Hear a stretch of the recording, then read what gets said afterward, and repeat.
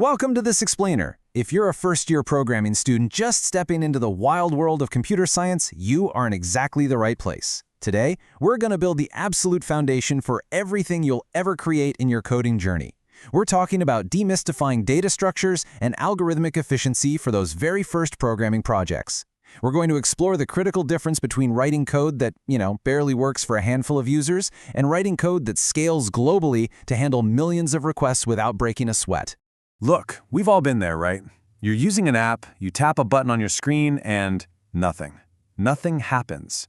The loading wheel just spins and spins, the screen locks up, and you instantly close it in pure frustration. Well, today, we'll learn exactly why that happens, and how you, as a brand new developer, now have the power to avoid it in your own code. I mean, have you ever wondered why Google can search billions of web pages in a literal fraction of a second, but some simple offline app on your phone might freeze up just trying to load a basic menu?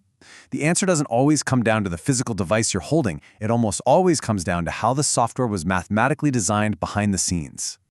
Okay, here's our roadmap for today. We're covering 1. Algorithms and programs, 2. Data structures, 3. The stopwatch problem, 4. Primitive operations, 5. Case analysis, and finally 6. Big O notation. Let's dive right in. Section 1. Algorithms and programs. The blueprint versus the recipe. Before we can optimize absolutely anything, we need to get our terminology totally straight. The crucial point here is that an algorithm is just the language-independent recipe, while the program is the actual physical meal you cook in a specific language, like Python or Java. Think about making a cup of tea. Your steps are super simple, right? Boil water, add tea leaves, add sugar, add milk, and serve. Those steps, that logical sequence telling us exactly what to do, that is the algorithm. It's purely the idea. You could execute that exact same recipe in a tiny apartment kitchen or a massive industrial restaurant. The underlying logic doesn't change. But when you sit down at your computer and actually type out those instructions using the specific grammar and syntax of C++ or Java, you are creating a program. The programming language is just the kitchen you choose to bake in, but the algorithm, that's the universal recipe. Moving right along to Section 2, Data Structures, or as I like to call it, organizing the mess. So now that we have our recipe, we need an effective way to organize all of our raw data and ingredients.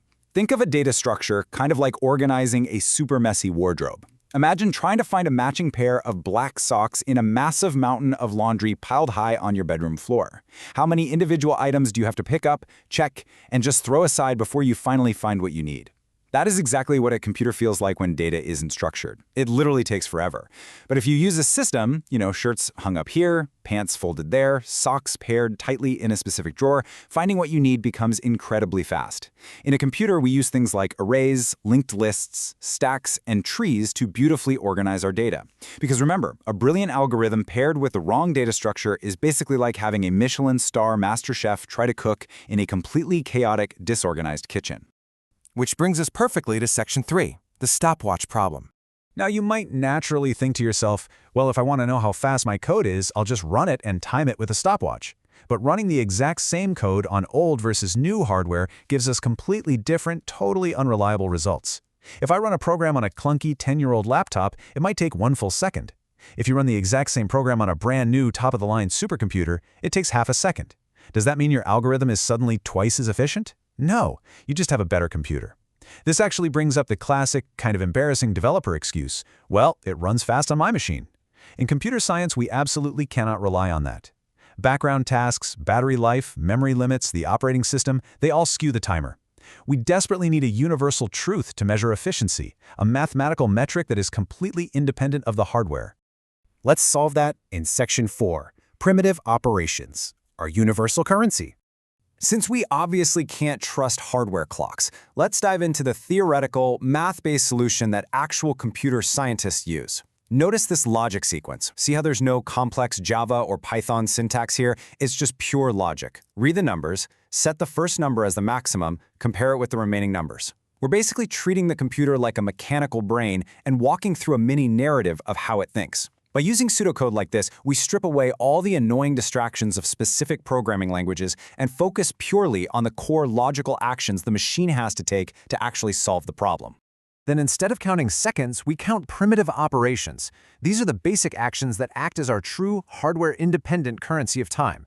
A primitive operation is just a low-level action, assigning a variable, adding two numbers together, checking if one number is larger than another, or looking up a specific slot in an array.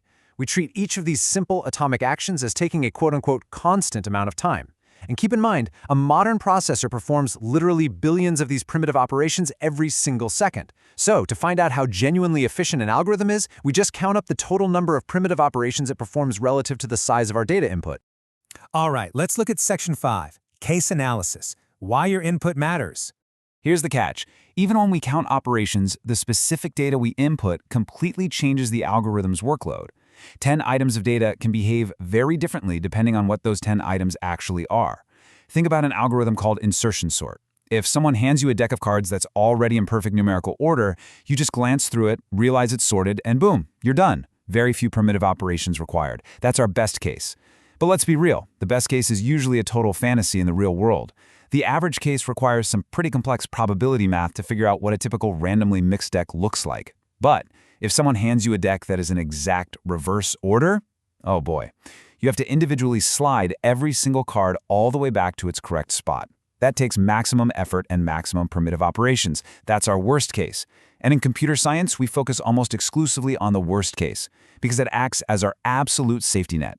We want to know exactly how bad things can get on our unluckiest day so our apps don't completely crash when things go inevitably wrong. Now, what's really fascinating is what happens when we zoom out to infinity using asymptotic analysis. We actually drop superficial constants to focus entirely on the dominant growth trend. For example, if you have an algorithm that takes 3n squared plus 5n plus 10 operations, dropping those extra numbers might feel incredibly weird if you're a strict math student. But consider why we do this. That difference matters when you only have, say, 5 items of data. But what if you're building software for a global platform and you have 1 trillion items of data? When n is 1 trillion, that plus 10 at the end is literally a drop of water in the ocean. Even the 5n becomes entirely irrelevant compared to the massive, exploding size of n squared. So in computer science, we just drop the constants and the small stuff, and we focus purely on the fastest growing term. Finally, our last stop, Section 6, Big O notation and complexity classes. So how do we actually communicate this dominant trend to other programmers? Well, we use specific Greek letters. Computer scientists care most about the big O upper bound because it guarantees exactly how your code will perform in that worst-case scenario we just talked about. Big O notation gives us the absolute ceiling. You might also hear about big omega, which is the floor or lower bound, basically the best-case scenario. And big theta just means the function is sandwiched perfectly between the upper and lower bounds. But honestly, as a first-year student, if you only remember one single thing from today, make it big O. It is the core guarantee you are giving your engineering team. When you say your algorithm is big O of n, you are looking your team in the eye and saying, I promise this algorithm will never ever perform worse than a linear scale. And this visual perfectly illustrates the terrifying reality of these complexity classes. Let's walk through them really slowly. O of 1 is constant time. It's like finding a specific item in a perfectly organized array. Lightning fast, whether you have 10 items or 10 billion. O of n is linear time, kind of like checking every single item in a list one by one. If the list doubles in size, the time doubles. It scales reasonably well.